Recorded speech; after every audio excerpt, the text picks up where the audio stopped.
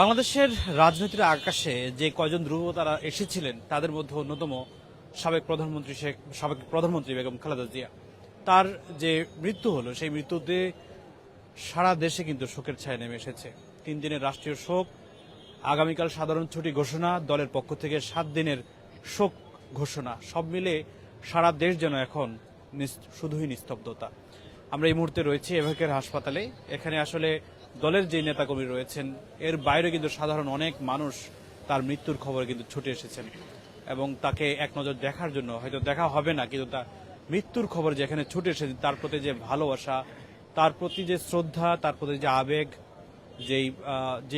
যে মানুষের মধ্যে তিনি জনমানুষের কাছে পৌঁছে গেছিলেন, সেই বেগম খালেদা জিয়া, তার মৃত্যুর পর কিন্তু এখানে সাধারণ মানুষের কিন্তু আমরা অনেক উপস্থিতি লক্ষ্য করেছি। সকালে দলীয় নেতাকর্মীরা কিন্তু এসেছেন। এই খবর যখন ছড়িয়ে পড়ে বেগম খালেদা জিয়া আর নেই, তখন কিন্তু স্থায়ী কমিটির সদস্য থেকে শুরু করে দলের শীর্ষ নেতারা কিন্তু ছুটে এসেছেন, কথা বলেছেন গণমাধ্যমের সঙ্গে এবং তার মৃত্যুর পর কিন্তু দলীয় যে কর্মসূচি সেগুলো ঘোষণা করা হয়েছে, রাষ্ট্রের পক্ষ থেকে ঘোষণা করা হয়েছে। প্রধান উপদেষ্টা তিনি জাতির উদ্দেশ্যে ভাষণ দিয়েছে, তিনি কিন্তু জরুরি সফর ডেকেছিলেন, সেখানে শোক প্রস্তাব করা হয়েছিল, একদিন রাষ্ট্রীয় শোক ঘোষণা করা হয়েছে, সাধারণ ছুটি ঘোষণা করা হয়েছে। তিনি আসলে একজন শুধু প্রধানমন্ত্রী নন, তিনি দলের একজন চেয়ারপারসন নন, তিনি তার আপন মহিমায় আলো ছড়িয়েছেন প্রতিটি মানুষের হৃদয়। তো আমরা একটু কথা বলতে চাই, এখানে যারা অনেকে উপস্থিত হয়েছেন, দলীয় নেতা কর্মীরা অনেকে এসেছেন, আপনারা তো সকাল থেকে এখানে এসেছেন, যে তার প্রতি যে ভালোবাসা, তার প্রতি যে শ্রদ্ধা, এটি আসলে কিভাবে তুলনা করবেন? আপনি জানেন, বাংলাদেশের প্রথম নারী প্রধানমন্ত্রী, বিএনপির চেয়ারপারসন আপসহীন দেশনেত্রী বেগম খালেদা জিয়া আজ ভোর 6টায় বাংলাদেশের মানুষকে কাঁদিয়ে ইন্তেকাল করিয়েছেন। বাংলাদেশের মানুষের কাছে আপসহীন দেশনেত্রী একটা আবেগের জায়গা, একটা অনুভূতির জায়গা, একটা সম্মানের জায়গা। যে সম্মানটা শহীদ রাষ্ট্রপতি জিয়াউর রহমান সাহেবের মৃত্যুর পর একজন সাধারণ গৃহকর্মী থেকে আজকের এই বেগম খালেদা জিয়া, যিনি জনগণের প্রত্যক্ষ ভোটে নির্বাচিত হয়ে তিনবার সরকার প্রধান হয়েছিলেন, শুধু এই সরকার প্রধান নয়, সাধারণ মানুষের অন্তরে উনি জায়গা করে নিয়েছিলেন। সাধারণ জনগণ তাকে বাংলাদেশের একজন রাজনৈতিক ব্যক্তি ছাড়াও সাধারণ জনগণের মনে তার প্রতি যে ভালোবাসা, যে স্পৃহা তৈরি হয়েছে, আপনারা দেখেছেন যে সকাল 6টা আমরা যখন খবর পেয়েছি যে আমাদের আপসহীন দেশনেত্রী বেগম খালেদা জিয়া ইন্তেকাল করিয়েছেন, আমরা ততক্ষণই এখানে প্রায় 7টা নাগাদ উপস্থিত হয়ে যাই।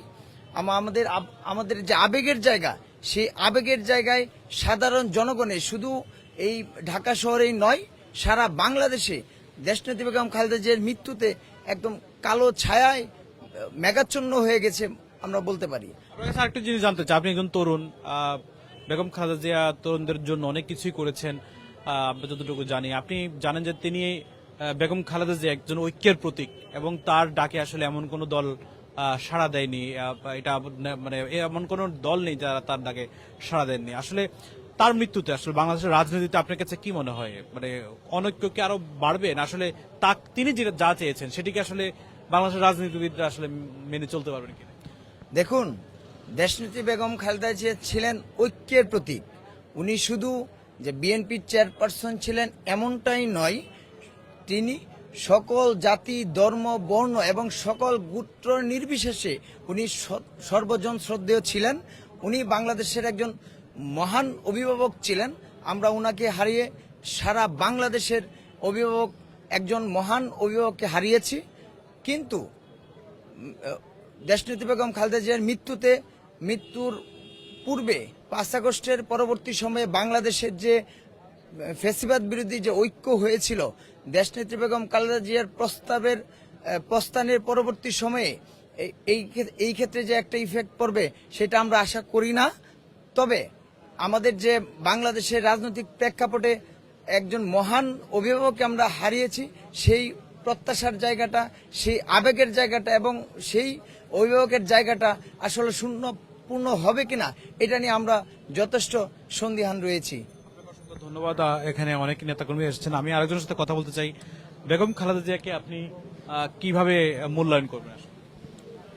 আসলে দেশনেত্রী বেগম খালেদা জিয়ার সেই অমীয় বাণীটা বারবার আমার মাথায় ঘুরতেছে যে দেশের বাইরে আমার কোনো ঠিকানা নেই, এই দেশেই আমার সবকিছু, এই দেশের মা মাটি মানুষ সব আমার সবকিছু আর কি। আসলে দেশনেত্রীর এই দীর্ঘ 17 বছরের ওনার উপরে যে নিপীড়ন, ওনাকে যে মানে ওনার বিনা বিনা কারণে ওনাকে কারাবরণ করতে হয়েছে, এত কিছুর পরও উনি কিন্তু আপোষ করেননি। উনি গণতন্ত্রের প্রশ্নে কোনো আপোষ করেন নাই, উনি ফেসিবাদের সাথে কোনো আপোষ করেন নাই। উনি আমাদের কাছে সার্বভৌমত্বের সবচেয়ে বড় স্তম্ভটা ছিলেন। তাকে আজকে আমরা হারিয়েছি। এই ক্ষতি কখনোই পূরণীয় না, এবং আমরা বাংলাদেশিদের মনে সে হাজার বছর উনি আমাদের মনে থাকবেন। আমাদের তরুণদের কাছে উনি কি ছিলেন সেটা আমরা এখন অনুধাবন করতে পারছি, আরো খুব তীব্রভাবে অনুধাবন করতে পারছি। সো আসলে দেশপ্রেমটা ওনার কাছ থেকেই শেখা আমাদের, এবং প্রজন্ম থেকে প্রজন্ম এটা আমরা বয়ে বেড়াবো ইনশাল্লাহ। এবং পরবর্তীতে 5 আগস্ট পরবর্তী সময়ে যে ফেসিবাদ মাথাচাড়া দিচ্ছে, আমাদের এই জায়গাতে আরো ঐক্যবদ্ধ থাকতে হবে। ম্যাডামের কথা চিন্তা করে আমাদের আরো ঐক্যবদ্ধ থাকতে হবে, এবং সামনের দিনগুলোতে আমরা গণতন্ত্র বিনির্মাণ করে আমাদের যে কোনো কালো শক্তির বিরুদ্ধে অবস্থান নিতে হবে ঐক্যবদ্ধভাবে, জাতীয়ভাবে ঐক্যবদ্ধভাবে।